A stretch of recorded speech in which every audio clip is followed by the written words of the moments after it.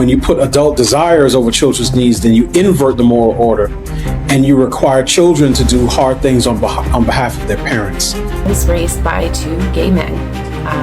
For the first 8 years, arguably the most formative years, I had no mother. No matter how feminine a gay man is, he can never be a mother. You knew from the day you were born that here in this place you belong. Hi, welcome to my channel. My name is Deb, also known as the Silenced Lesbian. If this is your first time here, make sure you hit that like, subscribe, and more importantly, make sure you hit that notification bell so you never miss a beat.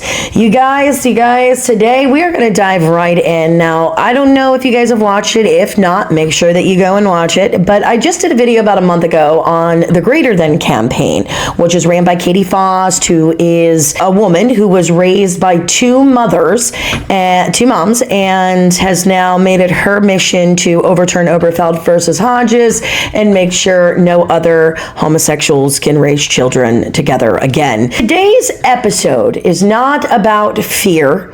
It's also not about complacency either. It's about being prepared, understanding what's going on, and that way we together can make an informed decision. It's not about panic. Now, I've been noticing some things happen, friends. There's been some shifting going on, and especially with homosexual men, I am noticing more and more organizations that are wanting to abolish the relationship of same-sex parents and their children. They are framing this as every person deserves a mother and a father, which of course, again, I dive deep in on the Greater Than episode. Now, I don't know what is causing this shift. It's almost like a Boys Beware situation, like 1961, the Boys Beware, and it was government propaganda that was put out. As a matter of fact, here, let's just pause here and we can watch that.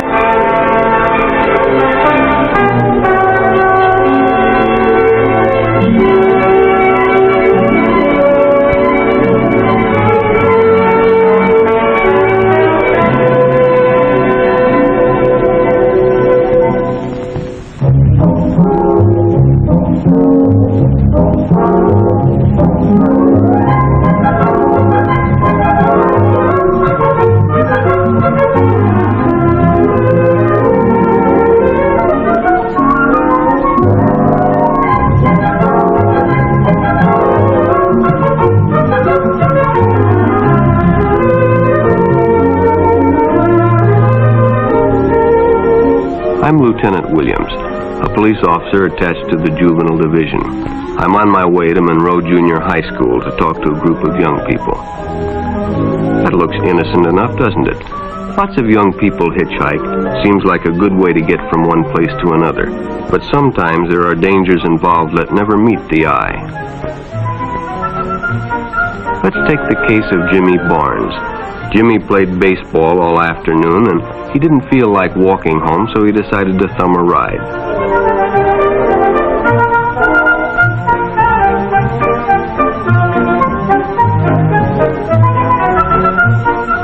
He'd done it 100 times before, and he didn't think anything was unusual when the driver struck up a friendly conversation. In fact, he seemed like a real nice guy. He asked Jimmy if he played baseball in the park often.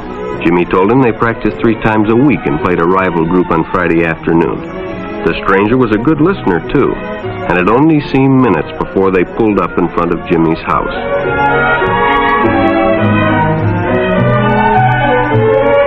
When Jimmy got out, the stranger gave him a friendly pat. Then he told him he'd see him again, as he always drove by the park on his way home.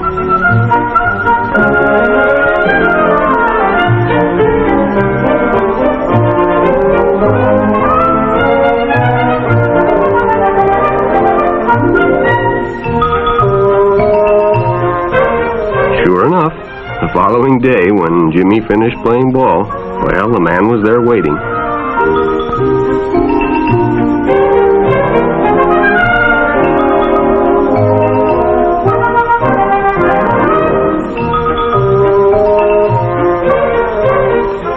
They stopped at a drive-in and the stranger treated him to a Coke. During their conversation, he told several off-color jokes, but Jimmy had heard others before, and, well, it made him feel big to so easily win the confidence of an older person.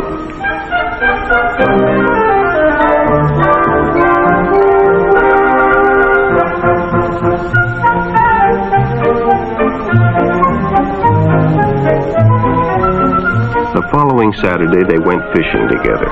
By now, they were using first names. Ralph said it was more friendly.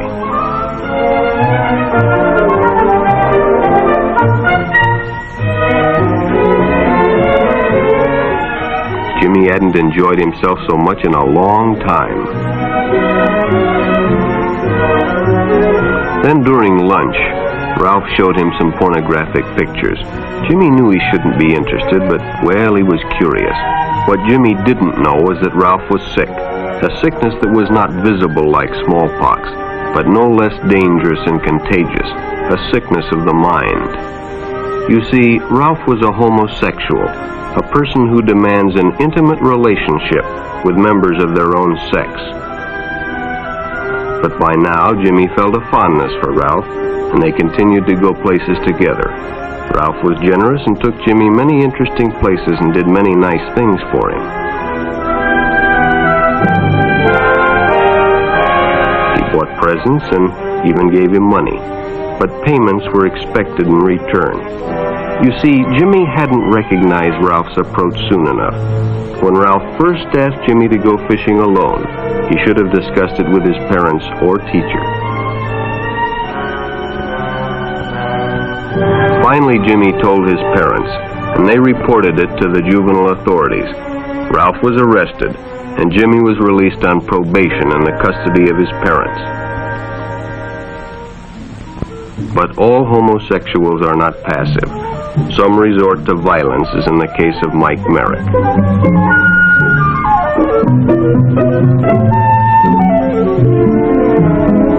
In the heat of competition, no one noticed the man who sat and watched. And when the game broke up and the others left, Mike decided to stay and practice a little longer.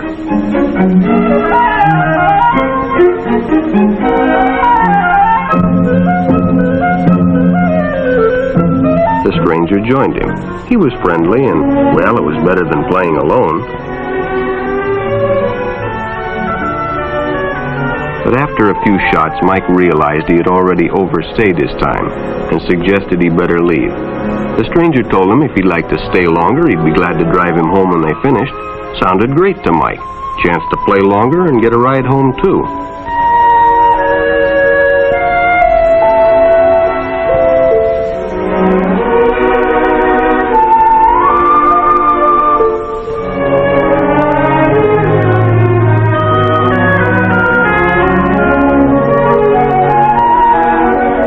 Finished, the stranger told him he'd make a fine player someday if he got lots of practice.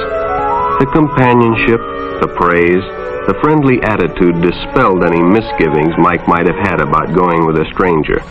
He probably never realized until too late that he was riding in the shadow of death.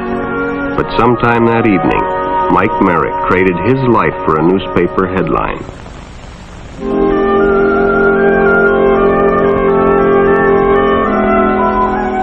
As Denny and Jerry got the papers ready for Jerry's afternoon delivery, they only casually noticed the two boys that raced by in the afternoon traffic, and they didn't pay much attention to the car that drew up shortly afterwards until the man called them over.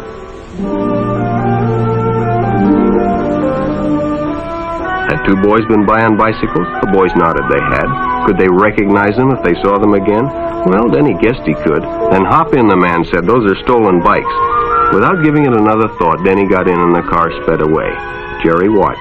He'd been told many times, if a friend got in a car with a stranger, to write down the license number. It didn't seem to apply, but, well, fortunately, he marked it down.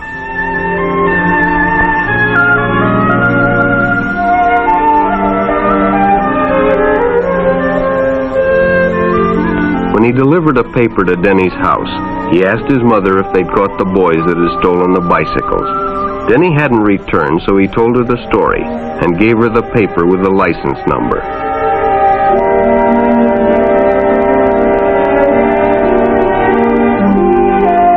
Being a careful parent, she decided to call the police. Jerry supplied the necessary information and the stranger's car was quickly spotted. It was a good example of how important it is to always get the license number and description of any stranger who takes a young person off alone, no matter what they tell you.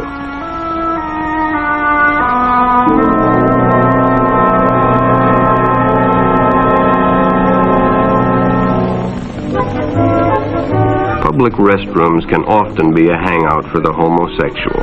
Bobby and his friends hadn't noticed the man who had been in the restroom when they changed, and as it was late, he suggested they take the shortcut under the pier, but the others preferred to take the more traveled way home.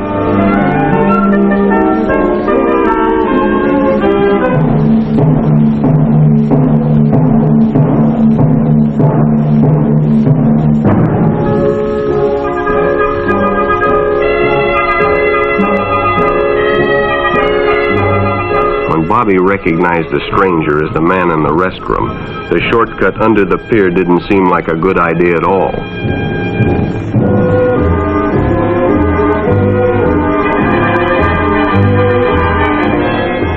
After all, it's more fun to stay with your friends anyway. Bobby had made a wise decision. It may have saved his life. There's a lot of this going on, and I've noticed a big push on heterosexual people calling homosexuals groomers pretty often. There was even this conservative guy, I think his name is Donnie, that attacked these two gay men. Is this your guys' son or daughter? Or? Son. Awesome. And are you guys a couple? Yeah. That's awesome. Cool. So, have you ever heard about the statistics coming out that gay men are statistically much more likely to commit child molestation? No. You never heard about that before? Crazy. Yeah. No. Yeah. Don't you think it's weird that you guys have a child, but neither of you are a woman? No. You don't think that's weird? No. So you had a surrogate? You paid a woman $50,000 to be pregnant Who are you, and build an dude? emotional Fuck connection off. to a baby? I'm gonna fucking kick your ass. Hey, don't take my mic, dude. Fuck you. I'm actually concerned for your baby's safety. I'm concerned for you. We are asking you to leave. Honestly, when you look at that video, I do not condone violence. I do not think it's acceptable to get that angry, to get physical with somebody. But I also am not going to side with Mr. Donnie here, because who the heck does that? I mean, these men are minding their own business out and about in society, and you feel the need to go to them and say, hey, do you hear about homosexuals and molestation? Like, I mean, to be fair, right? Like, if that was me and I was in that situation and it was me and my wife, I would say, let's go. Right? We need to leave. We don't need to engage with this person. Obviously, he's looking for a visual response, and I don't want to sit there and waste my time with him and my energy.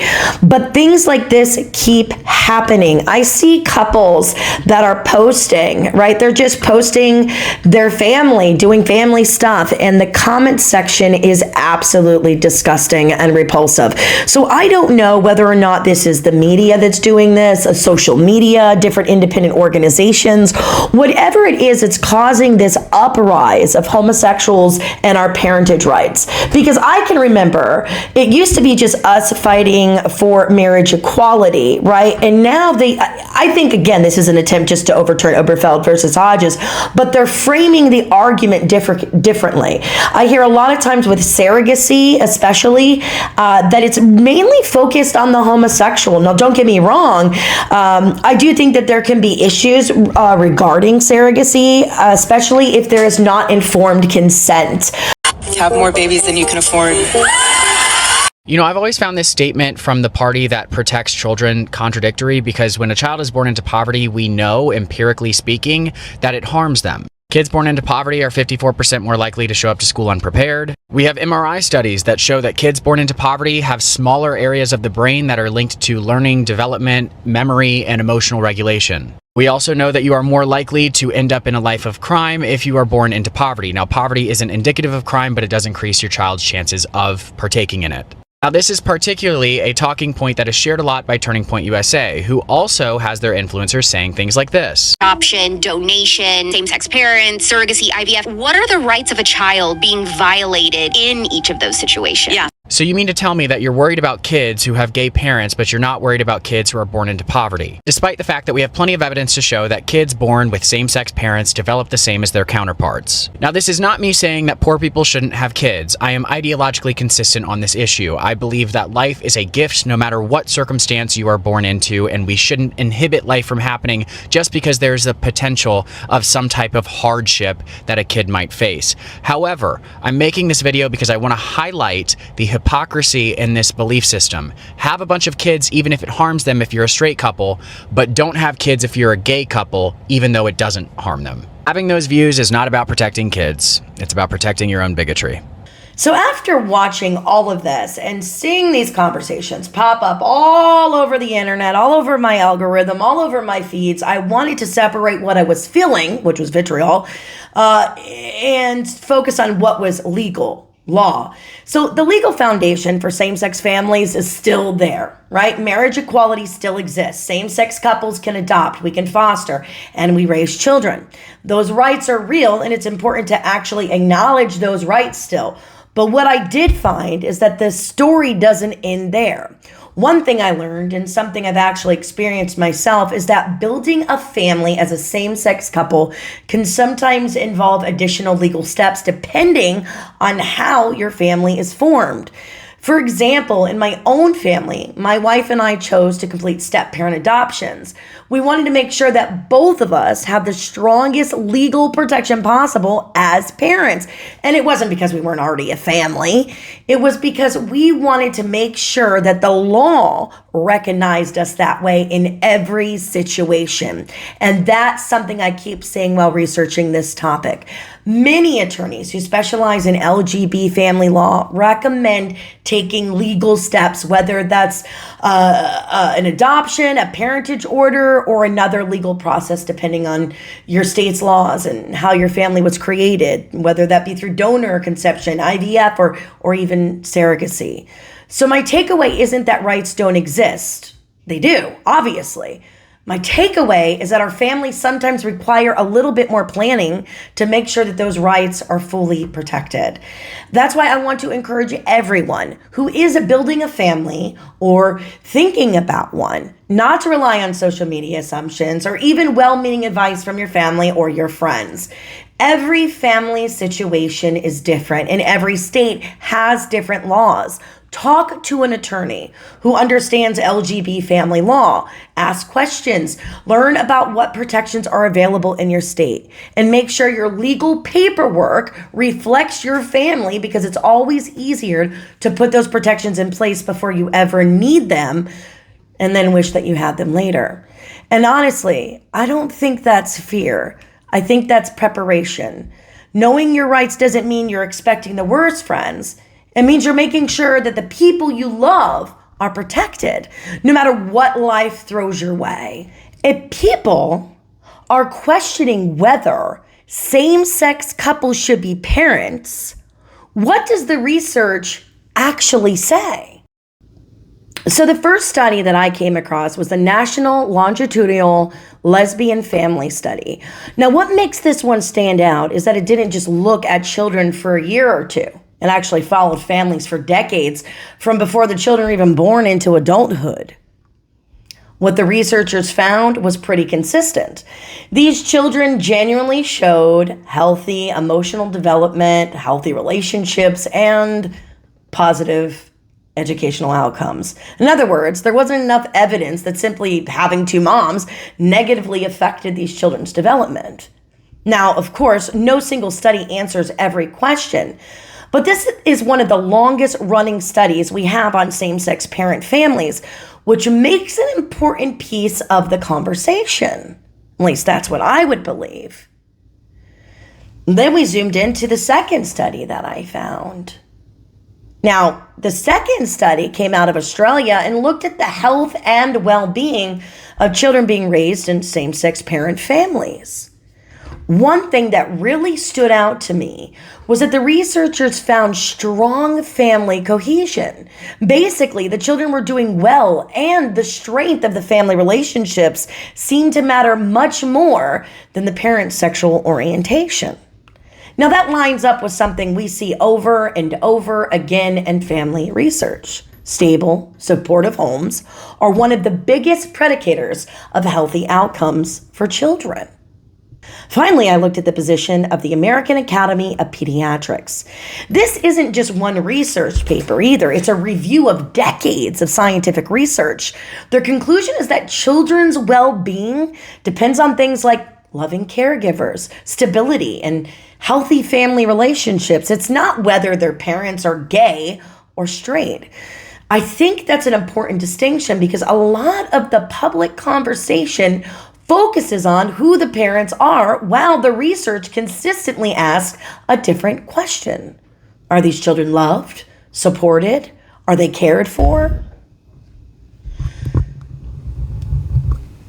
As I was putting this episode together, I kept coming back to just one thought. It's really easy to get caught up in all the headlines and the debates and the comments and, of course, within the politics. But when you strip all of that away, what's left? Families. Real people, real parents, real kids. And that's what I hope we never lose sight of. Because behind every single headline is a little girl getting tucked into bed by her two moms. Behind every political debate is a dad teaching his son how to ride a bike. Behind every comment section is a family that's just trying to build a good life. I don't know where this conversation is going. Over the next or even 5 or 10 or even 20 years, I do know that our families deserve to be judged by the love we give, the homes that we build, and the lives we create, not by fear, assumptions, or stereotypes.